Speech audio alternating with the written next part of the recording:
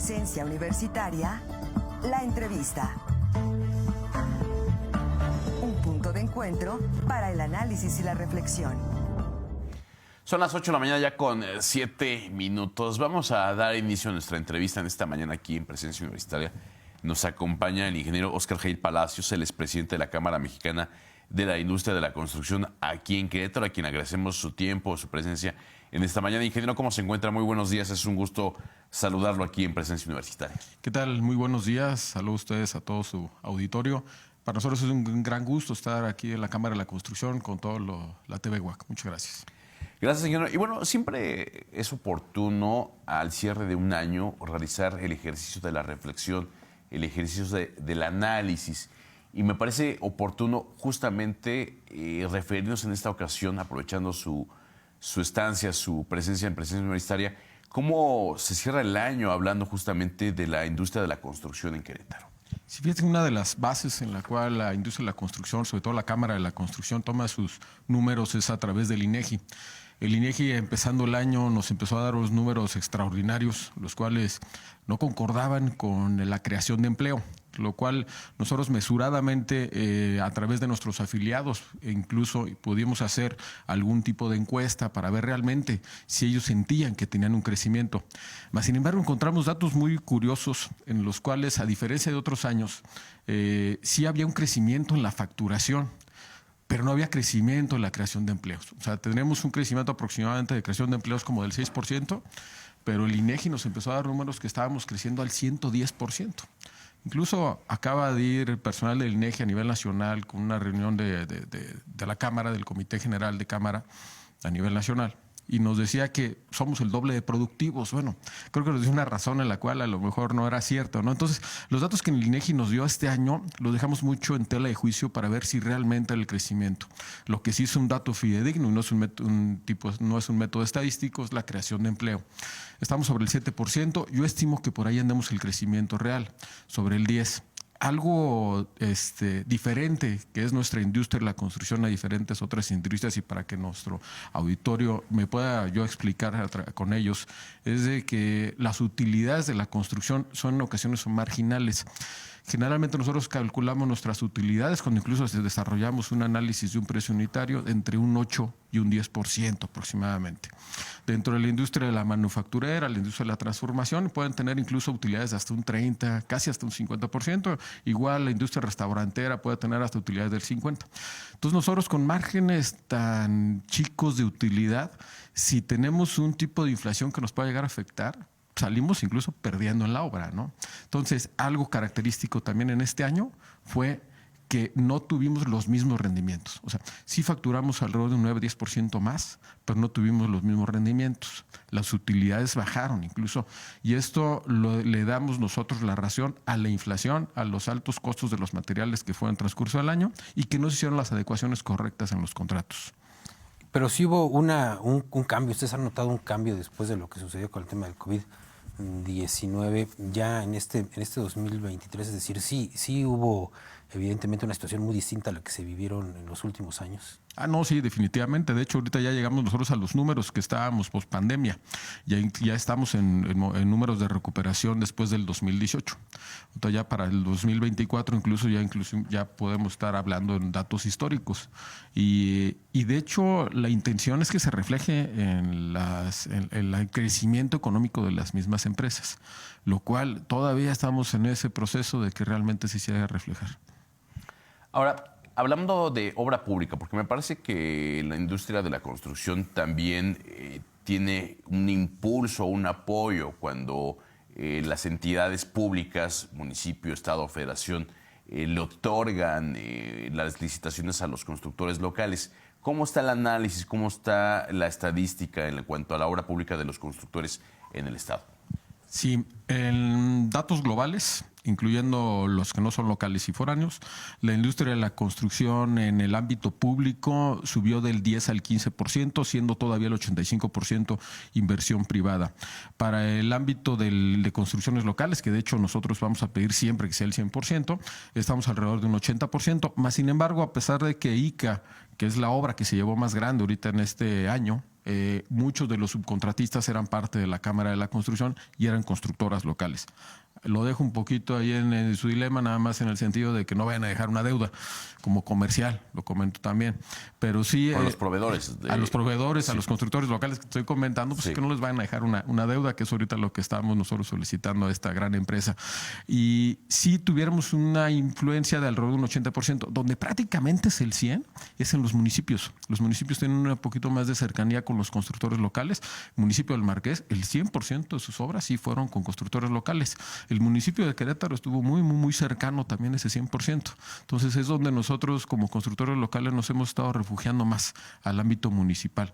El estatal, por las licitaciones públicas federales y por los montos que se hacen, es donde tenemos un poquito más de injerencia de las constructoras de fuera. En cuanto al tema de la inflación, del aumento en el costo de los materiales, hubo una época en donde aumentó de una manera muy importante los materiales y también impactó en la obra. Hoy, ¿cómo estamos en ese tema? ¿Continúan creciendo los precios de los materiales? ¿Se han mantenido? ¿Cómo va el tema? El año pasado tuvimos una inflación en los materiales de hasta un 18%. Fue, como bien lo dices, fue algo totalmente extraordinario. Prácticamente te levantabas y ya valía 5 o 10 pesos más el bulto de cemento. Ahorita tuvimos un poquito más de mesura. O sea, no tuvimos una alza tan alta como la del año pasado. Estuvimos alrededor de un 9%, entonces lo cual todavía pudiera ser manejable en todo el proceso de todo el año. Lo que es fundamental para nosotros, y ya está sucediendo ahorita, y muchos constructores, ahorita les comento, aprovecho su foro, el próximo mes tenemos una alza considerable de materiales, sobre todo en la parte del cemento. Me estaban comentando que posiblemente sube hasta un 10%. O sea, siempre el cambio de año pudiera suscitar. Entonces estos hay que poner mucha atención porque empiezan a salir contratos, incluso obra pública, ahorita ya en este mes de diciembre. Si no le hacemos un buen análisis de una proyección, cuánto pudiera estar costando nuestros materiales el siguiente año, es donde las constructoras empiezan a disminuir su utilidad. Hubo en un momento una reflexión de que ya no resultaba costeable para el empresario de la construcción dedicarse justamente a este rubro. En la medida en la que se avanza hacia un nuevo año, ¿cuál sería la reflexión en la industria de la construcción en general? Fíjate que algo que hemos estado nosotros trabajando es precisamente en este ámbito, en hacer un muy buen análisis del precio unitario. La ejecución de la obra abarca muchas actividades en las cuales se utiliza maquinaria pesada y mano de obra. La mano de obra ha subido considerablemente el Querétaro, el costo, porque ya tenemos muy poca mano de obra que poder nosotros tomar mano precisamente para la realización de las obras. Alrededor del 40% de las construcciones son con albañiles foráneos, lo cual eso pudiera incluso ir incrementando los costos. Y en la utilización de la maquinaria, lo que hemos logrado nosotros o lo que pretenden las constructores es que ya no sean rentadas y que sean maquinaria propia. Aquí es donde nosotros pudiéramos estar no solamente tomando una utilidad de la ejecución de la obra, sino también en la utilización de maquinaria pesada o maquinaria ligera. Pero una reflexión que nos dejó este año precisamente es que el ajuste de los precios y el análisis de los precios unitarios tiene que ser hecha por realmente alguien que es experto en dos cosas. Una, sí en análisis de precios unitarios, que es normalmente lo que se hacía, pero tiene que ser experto en construcción, también para considerar todos los ámbitos que lleva tan solo, por decir algo, para hacer un muro de contención, ¿no? Ahora, en ese sentido, ¿qué tanto conviene participar en obra pública? Porque me imagino que la utilidad es menor. ¿Cómo analizan ustedes el que convenga o no convenga participar en una obra pública? Precisamente viene de acuerdo al análisis. Creo que hay obras en las cuales pudiera llegar a convenir si tiene una muy buen análisis de la licitación, lo cual en general abarcan desde 60 conceptos hasta 1,500 conceptos. Entonces, teniendo un muy buen análisis, pudiera tener una muy buena participación.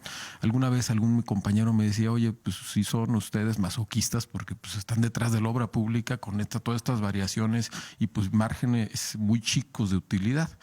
Para una constructora es difícil cambiar al ámbito privado, así como para una constructora privada es cambiar al ámbito público. Nuestra personal administrativo y técnico y el representante legal está totalmente enfocado a un solo sector. En el momento que quiere cambiar de sector, la transición puede durar de 1 a 2 años en la posibilidad de que a lo mejor te quedas sin trabajo. Entonces, lo que ahorita pudiéramos estar nosotros trabajando desde el año pasado, que nosotros tomamos el comité de la Cámara, es hacer participación en la obra industrial. También viene mucha obra sobre todo en el nearshoring, empieza ya a hacerse un impacto considerable aquí en el estado y estas yo creo que prácticamente el 80% son hechas por empresas foráneas. Entonces creo que es donde pudiéramos estar nosotros volteando como empresas locales que estamos participando en obra pública, ya estar volteando a la parte industrial. No es fácil. Ahora, ¿hay empresarios de la construcción locales que estén ejecutando obra pública federal? Fíjate que poco.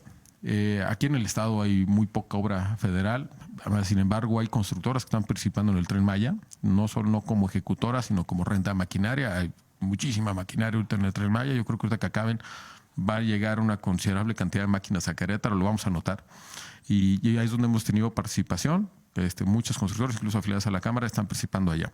Pero en el ámbito aquí en el estado, con participación de recurso federal, sí ha disminuido considerablemente. Antes teníamos participaciones de arriba de 1,000 millones de pesos por lo menos en la SCT o CICT. Y ahorita yo creo que prácticamente este año no llegamos ni a los 200, 300 millones de pesos. Entonces, esperemos que el año próximo sí lleguen a cumplir lo que se tiene estimado, que son alrededor de unos 600, 700 millones, que son bastante necesidad en las obras de carreteras federales. Hay muchos puentes que necesitan mantenimiento y muchas carreteras federales locales que necesitan mantenimiento, tan solo eso. La Conagua ha tenido tampoco poca inversión. Entonces, pudiéramos tener un área de oportunidad que hacer ahí con el ámbito federal, aquí en el estado. Y que hay proyectos que están pendientes, por ejemplo, el Acueducto 3, que podría ser un gran proyecto. ¿Están ustedes, tienen el compromiso por parte de las autoridades del gobernador de que participarán en estas obras también ustedes? Fíjate que hay 3 en las cuales nosotros estamos levantando la mano y no nos asusta el tamaño de la obra. Hay ocasiones que a lo mejor la obra pudiera anunciarse en 6,000, 8,000 millones de pesos. Creo que tenemos la capacidad los queretanos, los constructores queretanos, de hacer buenos consorcios y hacer buenas propuestas. Viene el Acueducto 3, bien lo dices. Yo creo que van a esperarse hasta el siguiente mando federal para poder de nuevo hacer las negociaciones, porque pues tiene que ver también con el estado de Hidalgo. A lo mejor eso se va a quedar un poquito en stand-by el siguiente año.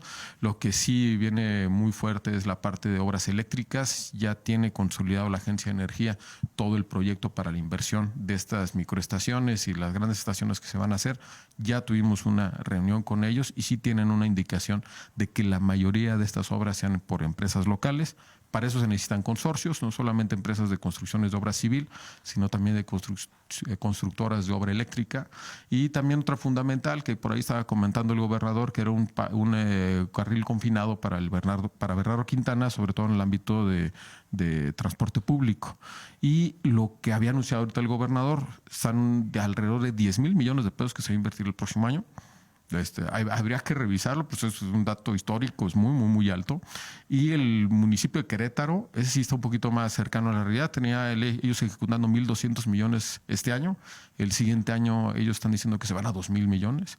O sea, si sumamos lo de ellos más lo que es el municipio del Marqués, que son los que más hacen, estaríamos hablando de una bolsa de 12, 13,000 millones de pesos. O sea, la verdad es un dato histórico. Y entre todas estas, donde se va a caracterizar más, que para nosotros es muy bueno, es en las obras sociales. Estas obras sociales son las que intervienen en el agua y drenaje de las colonias, las obras de movilidad, las obras de rebancarpetado, banquetas, guarniciones, son las que impactan directamente al ciudadano. Y en las que se puede tener un beneficio directo para favorecer a los constructores locales. Definitivamente, y es donde se usa mucha mano de obra, que es donde se toma mano, incluso en este tipo de obras se toma mano de la misma localidad. Bien. Pues, ingeniero, se nos termina el tiempo. ¿Alguna reflexión final a manera de cierre en esta charla? No, pues nada más a agradecer a todos ustedes, desearle todo lo mejor a ustedes y a todo su auditorio, que el próximo año se cumplan todos nuestros deseos y pues sí, nosotros seríamos impulsando la industria de la construcción aquí en Querétaro y todos los constructores que no se han acercado a la Cámara de la Construcción tienen las puertas abiertas. Muchas gracias al ingeniero Óscar Gel Palacios, presidente de la Cámara Mexicana de la Industria de la Construcción aquí en Querétaro. Vamos a una pausa y regresamos con más. México.